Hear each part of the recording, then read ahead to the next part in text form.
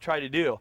And so I want to make this contact, and I'm going to maintain it. So if he keeps walking this way, I'm going to keep my hip into it. If he goes the other behind me, I'm here, and then I put him on this hip, and all we're doing is we're just driving in a moon right here. We're building the bubble, okay?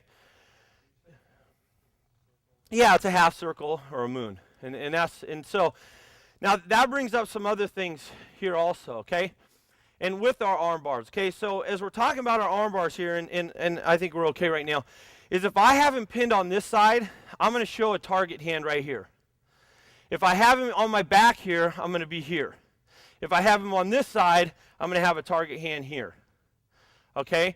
And I feel like this is a really important part of being a good post player, is that if Matt's my post feeder right here, we call this showing numbers. So if you're to have imaginary numbers on your jersey, I'm always going to try to show numbers to my passer. Because if I'm here posting up, this makes it really difficult for Matt. And I would tell our post feeder that you're going to have to dribble down there to where you can see my number before you can enter it. This to me is a pass that's not caught very often. It's also tipped away.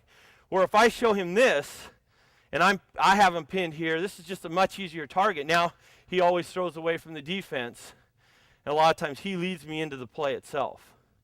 Okay, and so as we're working on building a bubble or mooning, we're going to work on showing numbers also. And so usually we'll do it in progression, where we'll start with just getting big and working on our stance.